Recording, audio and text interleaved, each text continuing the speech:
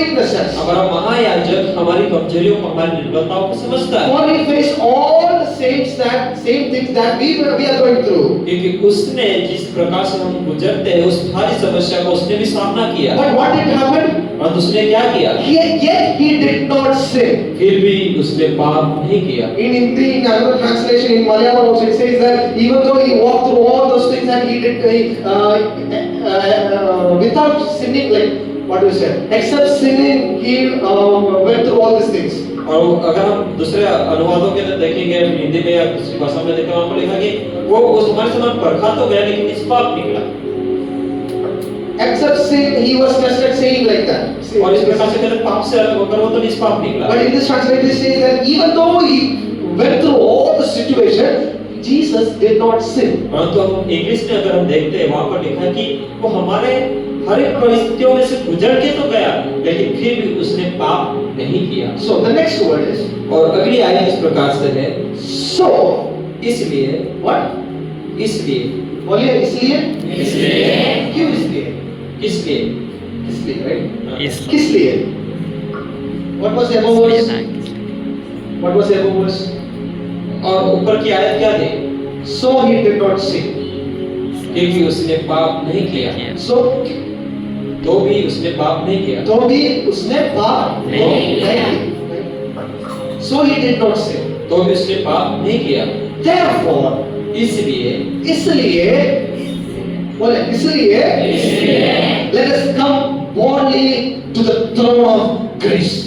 अनुग्रह के सिंहासन के निकट आह्वान कर आए। How can we come to the throne of grace? और कैसे हम अनुग्रह के सिंहासन के पास आ सकते Is हैं? it by our works? क्या हमारे कार्यों के द्वारा? Is it by our deeds? या फिर हमारे कुछ अच्छे कार्यों के Is it द्वारा? by our faith? Is it by our faith? या फिर हमारे विश्वास के द्वारा? No, the word says that since he did not sin, since Jesus did not sin, so let us come boldly to the throne of grace. वहाँ पर परमेश्वर का वचन कहता है कि यीशु मसीह ने पाप नहीं किया तो हम क्यों ना हियाव के साथ अनुग्रह के सिंहासन के पास It आए। is not that I did not sin, so you come to the I can come to the throne of grace. It says that since Jesus did not sin, I can come boldly to the throne of grace. और वहाँ पर इस प्रकार से नहीं लिखा गया कि मैंने पाप नहीं किया इसलिए मैं अनुग्रह के सिंहासन के सामने हियाव के साथ आ सकता हूँ, लेकिन यहाँ पर लिखा है यीशु मसीह ने पाप नहीं किया इसलिए मैं अनुग्रह के सिंहासन के पास हियाव के साथ आ सकता हूँ। Tell me, Jesus did not sin. और उसका है यीशु मसीह ने पाप नहीं किया। Jesus did not sin. यीशु ने पाप नहीं किया So that I can boldly enter to the throne of grace. कि मैं अनुग्रह के सिंहासन के पास हियाव के साथ आ सकूं। Hallelujah. Hallelujah. So what is the speciality of going into the throne of grace? और अनुग्रह के सिंहासन के पास जाने की खासियत क्या है? In the Bible it says that और बाइबल इस प्रकार से कहती है there we will receive His mercy and we will find grace to help us when we need it the most. वहाँ पर लिखा है कि वहाँ पर हम क्या पाएंगे? दया को पाएंगे और वो अनुग्रह पाए जो आवश्यकता के समय हमारी सहायता करे। Hallelujah. Hallelujah. I studied the book of Hebrews very keenly.